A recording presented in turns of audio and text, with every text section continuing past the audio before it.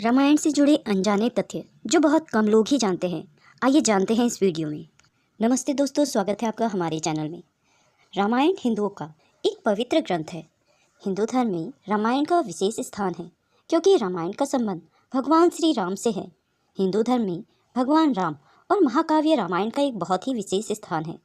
मूल रामायण की रचना ऋषि वाल्मीकि द्वारा की गई थी, जो संस्कृत भाषा में थी, लेकिन कई अन्य संतों जैसे तुलसीदास, संत एकनाथ जैसे कुछ सबसे प्रसिद्ध वैदिक विद्वानों ने भी इसके अन्य संस्करणों की रचना की, जो सरल भाषा में भी की गई थी। रामायण के बारे में हम बचपन से सुनते आ रहे हैं। रामायण में ऐसी छोटी बड़ी कई घटनाएं हैं जिनके बारे में ज़्यादातर लोग जानते हैं, लेकिन कुछ ऐसी घटनाएं भी हैं जिनके बारे में शायद ही आपने सुना होगा। आइए कुछ ऐसी ही घटनाएं आपको बताते हैं इस वीडियो में। रामायण संस्कृत का एक महाकाव्य है जो कवि वाल्मीकि द्वारा रचित है। इस महाकाव्य में 24,000 छंद हैं जो 7 अध्याय या खंड में विभाजित हैं।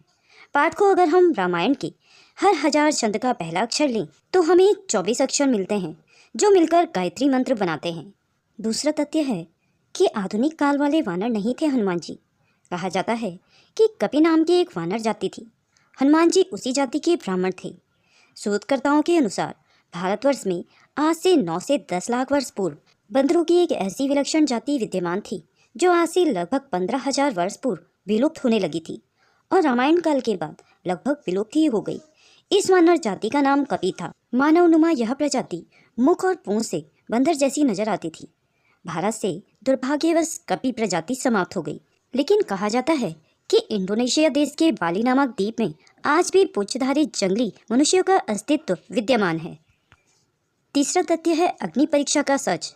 रावण जिन सीता माता का हरण कर ले गया था वह सीता माता का प्रतिबिंब थी और लौटने पर श्री राम ने यह पुष्टि करने के लिए कि रावण द्वारा कहीं उस प्रतिबिंब को बदल तो नहीं दिया गया, सीता माता से अग्नि में प्रवेश करने को कहा था, जो कि अग्नि के घेरे में पहले से सुरक्षित ध्यान मुद्रा में थी। अपने प्रतिबिंब का सहयोग पाकर वह ध्यान से बाहर आई और राम से मिली। श्री राम की माँ कौशल्या कौशल देश की राजकुमारी थी।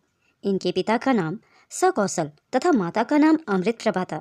पूर्व जन्म में भगवान विष्णु ने कौशल्या को त्रेता युग में उनके गर्भ से जन्म लेने का वरदान दिया था। इसी कारण वो भगवान राम के रूप में इस धरती पर अवतरित हुए। भगवान श्री राम के अवतार को पूर्ण अवतार नहीं माना जाता। श्री राम 14 कलाओं में निपुण थे, जबकि भगवान कृष्ण 16 कलाओं में निपुण थे। ऐसा इसलिए था क्योंकि रावण को यह वरदान प्राप्त था कि कोई भी देवता उसे नहीं मार सकता था, मनुष्य ही उसे मार सकता था। रावण ने जब ब्रह्मा जी से अमृत का वरदान मांगा तो ब्रह्मा जी ने अमृत का वरदान नहीं दिया।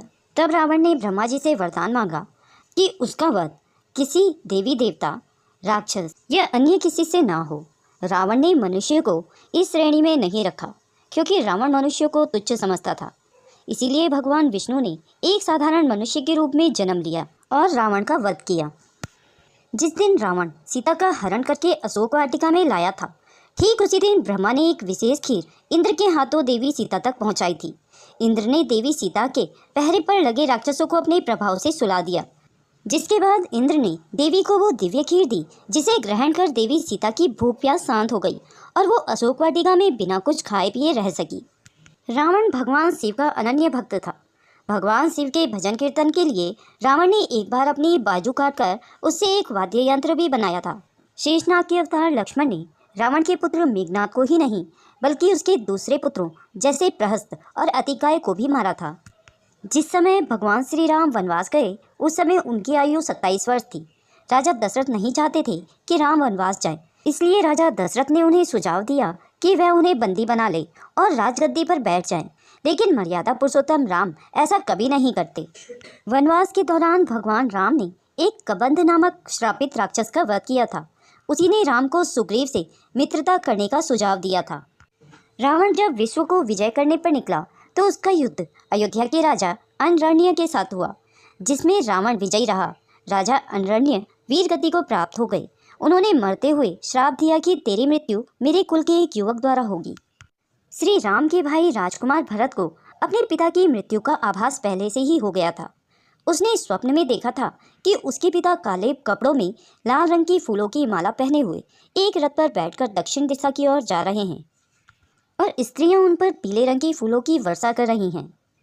पाताल का राजा अहिरावण और उसका भाई महिरावण बेहद ही शक्तिशाली असुर थे। अहिरावण ने राम और लक्ष्मण को बंदी बना लिया था।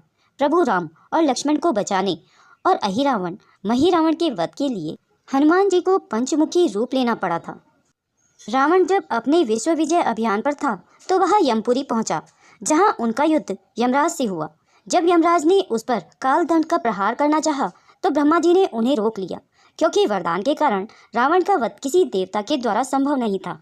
राम रावण युद्ध के दौरान भगवान राम के लिए इंद्र ने अपना रथ भेजा था, जिस पर बैठकर राम ने रावण का वध किया और युद्ध में विजय प्राप्त की।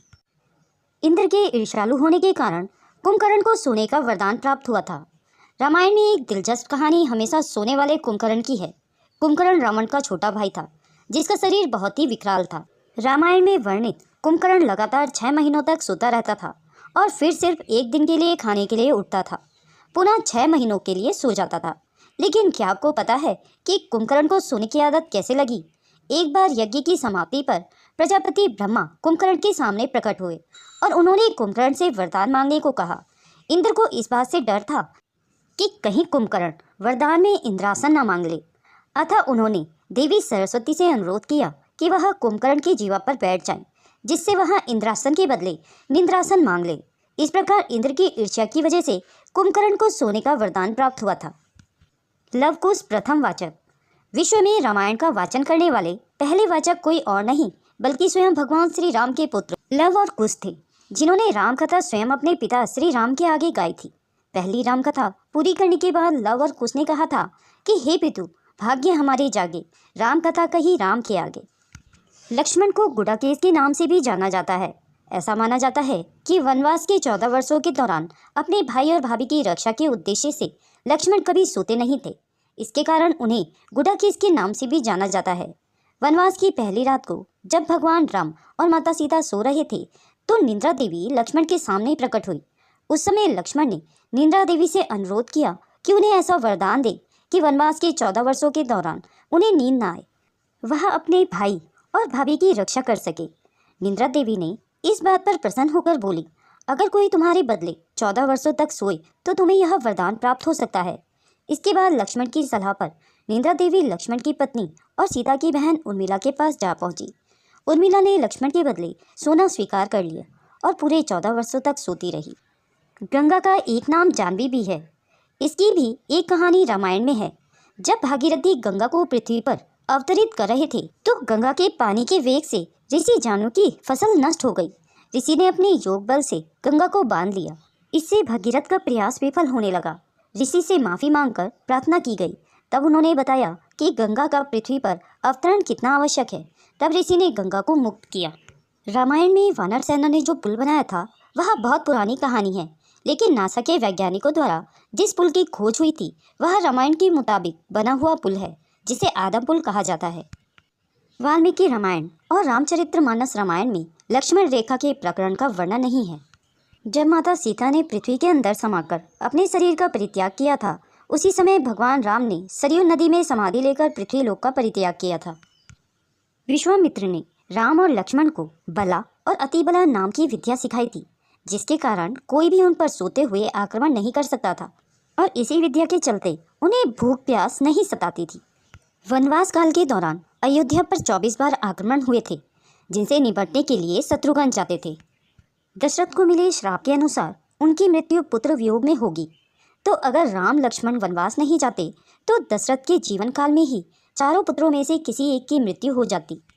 रावण को पता था कि वह कैसे मारा जाएगा। उसने आत्मसमर्पण करने से इनकार कर दिया था।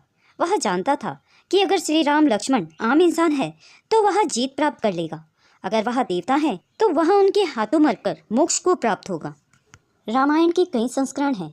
इन्हीं में से एक आनंद रामायण के अनुसार रावण ने न केवल देवी सीता का अपहरण किया बल्कि कौशल्या का अपहरण भी किया था। ब्रह्मा जी ने रावण को पहले ही बता दिया था कि दशरथ और कौशल्या का पुत्र ही उसकी मृत्यु का कारण बनेगा।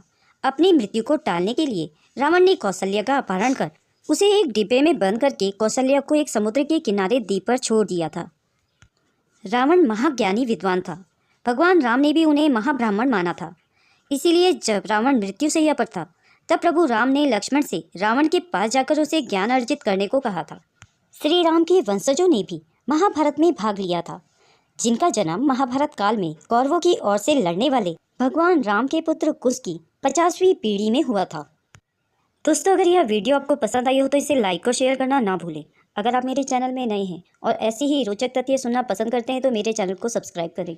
वीडियो को अंत तक देखने के लिए आप सभी का बहुत बहुत धन्यवाद।